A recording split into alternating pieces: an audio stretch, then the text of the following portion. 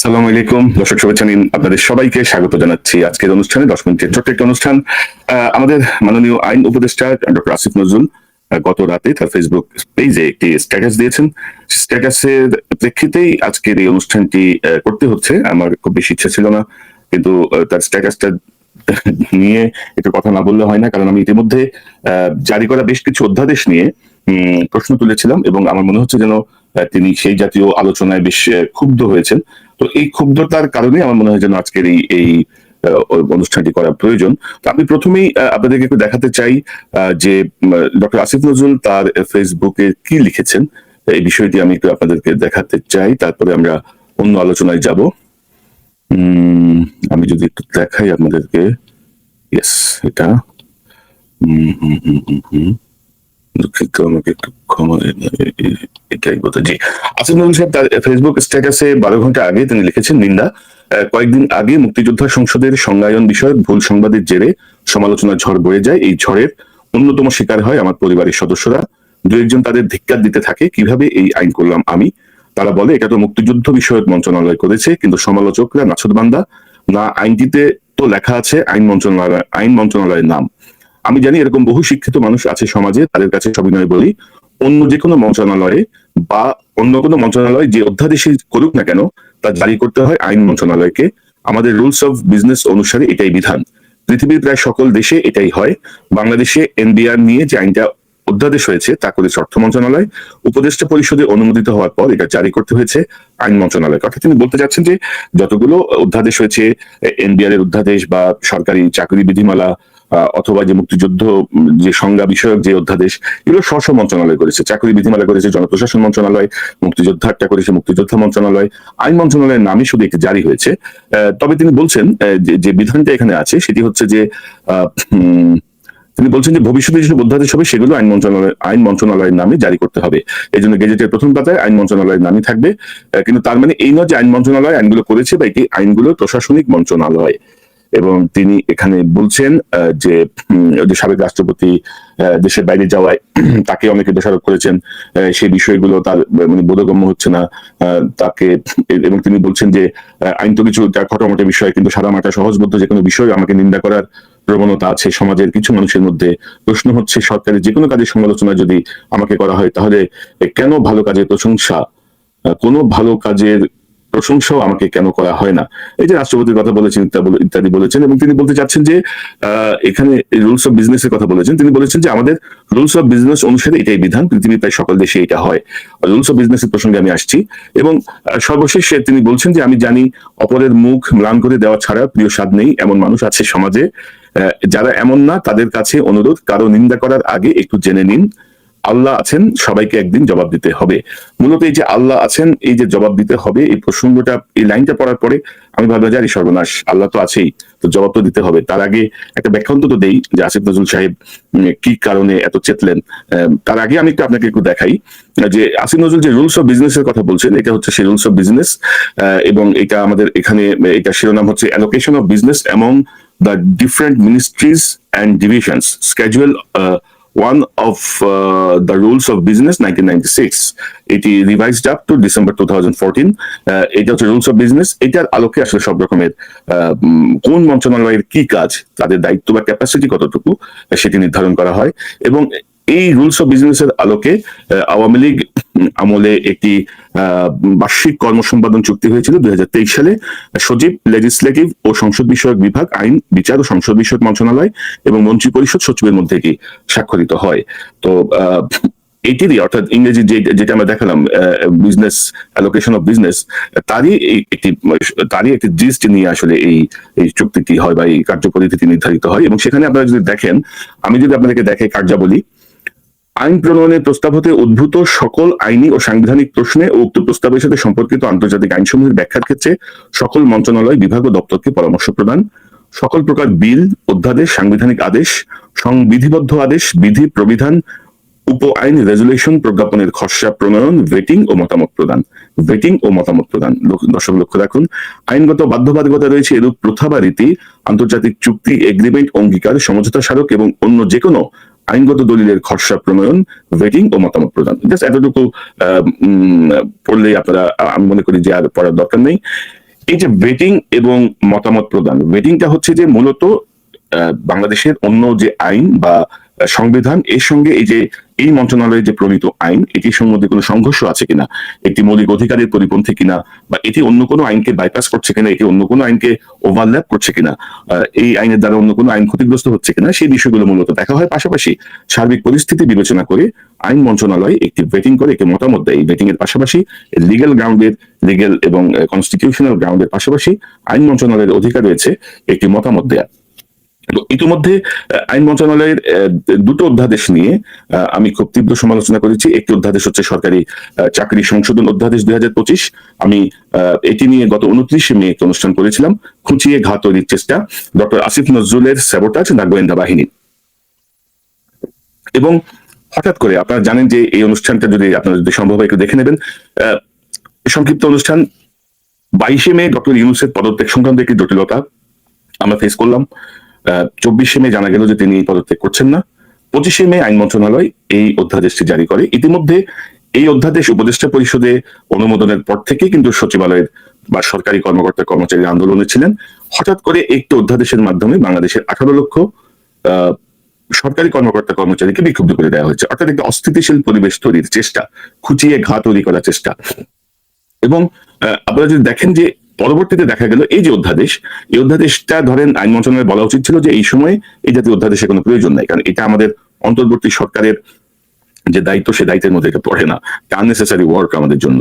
কিন্তু বিশেষ মহলের ইঙ্গিতে বা উৎসাহে বা প্ররোচনায় এটি হয়েছে। কিন্তু ইন্টারেস্টিং হচ্ছে যে এই অধ্যাদেশটি কিন্তু সংবিধানের সঙ্গে সাংঘর্ষিক হিসেবেই এটি প্রমাণিত হয়েছে। এবং অধ্যাদেশ জারির কয়েকদিন পরে, অর্থাৎ 25 মে জারি হয়েছে, 3রা জুন আন্দোলনরত সরকারি কর্মকর্তা কর্মচারীরা আসিফ নজরুল সাহেবের সঙ্গে দেখা করতে গেলে তিনি বলেন কিছু ক্ষেত্রে আইনের কিছু ক্ষেত্রে অপপ্রয়োগের সুযোগ রয়েছে। তো 25 মে আপনার মন্ত্রণালয়ের ভেটিং এর পরে যে আইন জারি হলো, সে আইন কেন সংবিধানের সঙ্গে মৌলিক অধিকারের সঙ্গে সাংঘর্ষিক হবে? কেন আপনার এই 25 থেকে 3রা জুন এসে আপনার উপলব্ধি হবে যে কিছু ক্ষেত্রে অপপ্রয়োগের সুযোগ রয়েছে? তো তার মানে কি আপনি হয়তো কাজটি করতে পারছেন না, আপনি হয়তো বুঝতে পারছেন না, অথবা আপনি ইচ্ছা করে তালগোল পাকানোর চেষ্টা করছেন। এটা হচ্ছে বাস্তবতা। এবং সচিবালয়ের কর্মকর্তা কর্মচারীরা কিন্তু এখনো এটি নিয়ে আন্দোলন করে যাচ্ছে। পাশাপাশি আমি যদি আপনাদেরকে আরেকটা অধ্যাদেশের কথা যদি বলি, আমি যদি দেখাই আপনাদেরকে, সেটি হচ্ছে সম্ভবত এটা না, এটা না। আমি যদি আপনাদেরকে, দুঃখিত, এই অধ্যাদেশটা, এটা নিয়ে আরেকটা মানে অস্থিতিশীল পরিস্থিতি তৈরি হচ্ছিল প্রায়। পরে দেখা গেল যে বাংলাদেশের সকল দৈনিক পত্রিকা মুক্তিযোদ্ধা শেখ মুজিব সহ 400 মুক্তিযোদ্ধার সনদ বাতিল বলে যে সংবাদটি করেছে সেটি ভুয়া নিউজ মানে এটাকে মিসলিড করা হয়েছে। কিন্তু একই সঙ্গে সকল জাতীয় পত্রিকায় যখন ছাপা হলো, তখন এটি নিয়ে এই পর্যন্ত কিন্তু অনুসন্ধান হয় নাই যে এই সিন্ডিকেটেড নিউজটা কারা করলো, কেন করলো। এবং এই অধ্যাদেশটা জারি করার পরে আমি লিখেছিলাম কেন আরেকটি অপ্রয়োজনীয় অধ্যাদেশ, মানে অরাজকতা সৃষ্টির পরিবেশ তৈরির মাধ্যমে সংস্কার বিচার নির্বাচন পেছানোর চেষ্টা করছে ডক্টর আসিফ নজরুল গং 71-এর। আচ্ছা ধরেন এই মুহূর্তে আপনি আমাকে বলেন, এই মুহূর্তে মুক্তিযোদ্ধার সংজ্ঞা কি, কারা মুক্তিযোদ্ধা না, এই জাতীয় অধ্যাদেশের কোনো প্রয়োজন আছে? তো মুক্তিযোদ্ধা মন্ত্রণালয় যখন এটা ভেটিং করার জন্য ল মিনিস্ট্রিতে পাঠালো, তখন আসিফ নজরুল্লাহ বলতে পারতেন না যে এই মুহূর্তে এটা অপ্রয়োজনীয়, আমাদের আননেসেসারি এগুলোর মধ্যে ঢোকার দরকার নেই? মুক্তিযুদ্ধের সংজ্ঞা বা এইসব বিষয় নিয়ে কারো কোনো দাবি ছিল? এটা নিয়ে দীর্ঘ আলোচনা হতে পারে সংসদে আলোচনা হয়ে একটা সিদ্ধান্তে আসতে পারে। মূল যে দাবি ছিল সাধারণ মানুষের, যে হাসিনার 15 বছরে যে পরিমাণ ভুয়া মুক্তিযোদ্ধা তৈরি করা হয়েছে, সেই ভুয়া মুক্তিযোদ্ধাদের সনদ বাতিল করে কার্যকর পদক্ষেপ নেওয়া, সেটির একবার উদ্যোগ নেওয়া হলো। তারপরে আমরা কোনো খবর জানি না। শুনলাম 13 জন ভুয়া মুক্তিযোদ্ধা তাদের বেতন ভাতা সারেন্ডার করতে প্রস্তুত হয়েছেন, কিন্তু শর্ত হচ্ছে তাদের নাম প্রকাশ করা যাবে না, তারা সামাজিকভাবে হেয় হবেন। ওকে ফাইন, আমার করা হলো না, হয়তো বা একটা অপশন দেওয়া যেতে পারে, কিন্তু এরপরে আর কোনো খবর নেই। এই যে ধরেন এই যে মুক্তিযোদ্ধার সংজ্ঞা, এটা বাতিল ওইটা বাতিল, এগুলো নিয়ে ধরেন এই যে পরিস্থিতি তৈরি করা, অথচ দেখেন জুলাই শহীদদের ব্যাপারে যে বিচারের যে কার্যক্রম হওয়ার কথা সেটি দেখেন কিভাবে চলছে। 10 মাসের মাথায় এসে শেখ হাসিনার বিচার শুরু হয়েছে। তো এই যে জাতিসংঘের হিসেবে যে 1400 শহীদ হলো, এই 1400 শহীদের বিচার কোথায় হবে, কারা করবে? প্রতিটা জেলায় যে শহীদ হলো তাদের বিচার কে করবে, কোথায়? মানে এগুলো কোনো উদ্যোগ কিন্তু নাই। দুঃখিত। আইন মন্ত্রণালয়ে আছে, আর এরা সব অধ্যাদেশ নিয়ে কাকে কোথায় ধরবে, কাকে কোথায় ছাড়বে, কাকে কিভাবে দেশ থেকে বাইর করে দেবে, এইসব ধান্দাবাজির মধ্যে ব্যস্ত। এখন আমরা বলতে গেলে উপরে আল্লাহ বিচার করবে, এই হচ্ছে বক্তব্য। এবং কোনো ব্যাখ্যা আছে? ধরেন আমি যদি আমি কিছু প্রসঙ্গে নাই বা গেলাম, ধরেন আসিফ নজরুলের মন্ত্রণালয়ের মাধ্যমে এ পর্যন্ত সংঘটিত বেশ কিছু অপকর্ম ইতিমধ্যে আপনারা সবাই জানেন আর কি, কিভাবে আসিফ নজরুল কোথায় কি হস্তক্ষেপ করেছে, কার কোন হস্তক্ষেপে তার জামিন হয়েছে, কে ধরাই পড়ে নাই এখনো পুলিশের কাছে। এবং সর্বশেষ দেখেন না যে প্রথম আলোর এই যে লতিফুর রহমানের মেয়ে তার ভাইকে হত্যা করেছে, এটি ইতিমধ্যে প্রমাণিত হয়েছে। একটি হত্যা মামলা দায়ের করা হয়েছিল, 10 দিনের মধ্যে সে মামলা প্রত্যাহার হয়ে গেছে। বিচার বিভাগের স্বাধীনতা, সে বিচার বিভাগের স্বাধীনতার কোনো কাজ হয়েছে? বেগম খালেদা জিয়া সহ বিএনপি সিনিয়র নেতাদের, বিশেষ করে বেগম খালেদা জিয়াকেই অন্যায়ভাবে যারা শাস্তি দিয়েছে তাদের প্রমোশন হচ্ছে বিচার বিভাগে, তারা এখনো বহাল তবিয়তে ঘুরে বেড়াচ্ছে। এটা কিভাবে সম্ভব? এটা কি সম্ভব? সম্ভব তো হওয়ার কথা না, কিন্তু হচ্ছে কেন? আসিফ নজরুল এগুলো করছেন, এগুলো রক্ষা করছেন। বিচার বিভাগের স্বাধীনতা বা বিচার বিভাগের উপর যে হস্তক্ষেপ তিনি বন্ধ করেছেন। আমি আমার চ্যানেলে বেশ কয়েক মাস আগে চট্টগ্রামের এক জেলা জজের ব্যাপারে বলেছিলাম, 20 কোটি টাকা খেয়ে তাকে বদলি করে দেওয়া হয়েছে দূরবর্তী এলাকায়। কারণ তার ব্যাপারে চট্টগ্রাম বার অ্যাসোসিয়েশন পর্যন্ত অ্যাপিল করেছে যে ওনাকে রাখেন, ইজ এ গুড জাজ। যেখানে বার অ্যাসোসিয়েশন বিচারকদেরকে সরানোর ব্যাপারে তদবির করে, সেখানে তারা বলছেন যে ওনাকে রাখেন, ওনাকে আমাদের প্রয়োজন, আমাদের যে মামলার যে জট এগুলো কমাতে বা ওনার যে সিনসিয়ারিটি ওনাকে প্রয়োজন। কিন্তু শুনে না, 20 কোটি টাকার লেনদেন হয়েছে, এখানে প্রমাণ দিতে হবে। আরো ন্যাংটা করবো? আমরা কিন্তু করতে পারি। এই আইন মন্ত্রণালয়ের কাজী থেকে শুরু করে সাব রেজিস্ট্রার কি কতশো কোটি টাকার লেনদেন হয়েছে গত 10 মাসে, আমাদের কাছে তথ্য নেই? তথ্য আছে। বারবার বলেছি আসিফ নজরুল, আপনার যে পিএস, চিফ জাস্টিসের যে পিএস, তারপরে সুপ্রিম কোর্টের আরেক ডেপুটি রেজিস্ট্রার, 3 বন্ধু মিলে তছনছ করে দিচ্ছে আইন মন্ত্রণালয় এবং চিফ আমাদের যে সুপ্রিম কোর্ট, হাইকোর্টের সকল কিছু। কোনো মাথা ব্যথা নাই, কারণ ভাগ পাচ্ছে হয়তো, তারা হয়তো প্রধান চোর হয়তো ভাগ দিচ্ছে। এখন এসব কথা বলতে গেলে আল্লাহ উপরে নাই, আল্লাহ নাই, আল্লাহ তোমাদের সাথ ধরবে না, আল্লাহর কাছে জবাব দিতে হবে না? যে দায়িত্ব নিয়ে এসব তন্ডিবন্ডি কি আমরা মানবো? অনেকেই বলছেন, এখন ধরেন ব্যক্তি আসিফ নজরুলের সঙ্গে আমার ব্যক্তিগত সম্পর্ক সে 98 সাল থেকে খুবই ভালো সম্পর্ক, কিন্তু আইন উপদেষ্টা আসিফ নজরুলকে তো আমি ছাড়তে পারি না আমার ব্যক্তিগত সম্পর্কের সেই জেদ ধরে। এটা জবাবদিহি কে করবে? কেন আপনি প্রপারলি ভেটিং করতে পারছেন না? কেন অদ্ভুত অদ্ভুত সব অধ্যাদেশ আপনার মন্ত্রণালয়ে ভেটিং এর জন্য যাচ্ছে? কেন আপনি মতামত দিচ্ছেন না যে এই মুহূর্তে ইহা অপ্রয়োজনীয়, অন্তর্বর্তীকালীন সরকারের কাজ এগুলো না, আমরা জুলাইয়ের বিচারটাকে আমরা কিভাবে এগিয়ে নিতে পারি? 10 মাসে তো কিছুই হয়নি, ঠিকমতো একটা তালিকাই এখন পর্যন্ত হয়নি। জাতিসংঘের রিপোর্টে 1400 বাইরে কোনো তালিকাও আমরা জানি না। আহতরা এখনো কাঁপছে, এখনো প্রপার ট্রিটমেন্ট পাচ্ছে না। ট্রিটমেন্ট হলো তাদের পুনর্বাসনের কি ব্যবস্থা? পত্রিকাগুলো দেখলাম যে যারা চক্ষু ইনস্টিটিউটে আছেন তারা সেখান থেকে বেরোতে যাচ্ছেন না, তারা বেরোতে কোথায় যাবেন? এই যে হতাশা নিয়ে তারা কোথায় যাবেন? তাদের সামনে কি ভবিষ্যতের আলো দেখাচ্ছে এই অন্তর্বর্তীকালীন সরকার, যেটি তাদের মূল দায়িত্ব ছিল?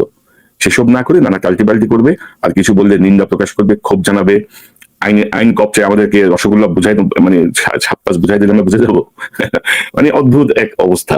ডক্টর আসিফ নজরুল, আমার মনে হয় যে আপনি এই যে নিন্দা প্রকাশের যে স্ট্যাটাস দিয়েছেন, সেখানে আপনি দুঃখ প্রকাশ করে একটা স্ট্যাটাস দেন যে আমি আসলে বুঝি নাই, আমার এগুলো বোধগম্যতার বাইরে, আমি না বুঝে এটা লিখছি।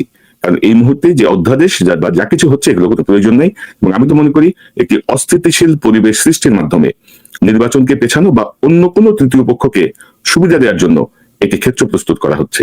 আর আমাদের বিএনপির সমর্থক অনেকের বিভিন্ন মন্তব্য দেখি, এই মন্তব্যগুলো দেখলে বোঝা যায় যে 18 বছরে তাদের কোনো শিক্ষা হয়নি এখন পর্যন্ত। অনেকে যেভাবে কথাবার্তা বলেন, অনেকে যেভাবে গালাগাল করেন, আমার মনে হয় না কোনো শিক্ষা হয়েছে। তো এই যে ধরেন আইন মন্ত্রণালয় কোথায়, মানে আপনাদের কোনো ভূমিকা আছে? যে বিএনপি থেকে তো চাঁদাবাজি, টেম্পোবাজির অভিযোগে মানে 1-1.5 হাজারকে বহিষ্কার করা হয়েছে, একজন কি গ্রেপ্তার হয়েছে পর্যন্ত? হয় নাই তো। কিছু কিছু বড় বড় নেতা জামিনে বের হয়ে এসেছেন, তো কর্মী, অসংখ্য কর্মী এখনো জেলের ভেতরে, তাদের গতি কি করবে? বিডিআর এর নিরীহ অসংখ্য সদস্য এখনো জেলের ভেতরে, তাদের জামিনের কি হচ্ছে? আপনাদেরকে আমি ঠাট্টা করার জন্য বসেছি? আপনারা রেগুলার পলিটিক্যাল গভর্নমেন্ট, যে আপনারা দীর্ঘ সময়ে মানে ধীরে সুস্থে আপনাদের স্বার্থ অনুযায়ী কাজ করবেন? আপনাদের তো কোনো স্বার্থ থাকার কথা না, আপনাদের কোনো ধান্দা থাকার কথা না। আপনাদের সকল কিছুতে আমরা ধান্দা দেখছি। এবং বিশেষ করে আইন মন্ত্রণালয়ের যে কাজ, আমি বলবো 10 ভাগ আইন মন্ত্রণালয় সেটা করে নাই। আর সাথে আবার প্রবাসী কল্যাণ মন্ত্রণালয়ে আসিফ নজরুল নিয়ে রাখছে। প্রবাসী নিয়ে বেশ কিছু তথ্য আছে, এগুলো নিয়ে আমি 2 দিনের মধ্যে হয়তো সামনে নিয়ে আসবো। তো বাস্তবতা হচ্ছে এটা, নিন্দা প্রকাশ বন্ধ করে এটা উইথড্র করে দুঃখ প্রকাশ করেন, পারলে পদত্যাগ করেন যে আমি পারতেছি না বা আমি বুঝতেছি না, কাহিনী কি বুঝতেছি না, রুলস অফ বিজনেস কি বলে সেটাও বুঝি না, বেডিংও বুঝি না, মতামত কারে বলে সেটাও বুঝি না। তো এগুলো ছাড়েন, এই লাইনে আসেন। আমার মনে হয় যে গত 10 মাসে ইতিমধ্যে আপনি যে অযোগ্য একজন ব্যক্তি, আপনি যে বিষয়টা বুঝতে পারছেন না। আইনের শিক্ষকতা এক জিনিস, আইন মন্ত্রণালয় চালানো এক জিনিস, কোর্টে প্র্যাকটিস করা আরেক জিনিস, সাংবাদিকতার পড়ানো এক জিনিস, সাংবাদিকতা করা আরেক জিনিস। প্র্যাকটিক্যাল এগুলো বুঝতে হবে। আর আমার মনে হয় যে আপনি কিছু বুঝতেও চাচ্ছেন না, আপনি কিছু গরু গাধার উপরে নির্ভর করে বসে আছেন, তারা আপনাকে যেভাবে গাইড করছে আপনি সেভাবে চলছেন, এবং যার ফলশ্রুতিতে আমরা এগুলো দেখছি। তো আমার মনে হয় যে আজকে আর অনুষ্ঠান না বাড়াই, আসিফ নজরুল, উপরে আল্লাহ আছেন, আল্লাহ সবার জন্যই আছেন। আল্লাহ আল্লাহ রেফারেন্স দিয়ে আমাদেরকে হুমকি দিয়েন না। সমালোচকদের মুখ বন্ধ করার জন্য আল্লাহ রসুলের নাম বলা এর অনেক পুরাতন স্টাইল।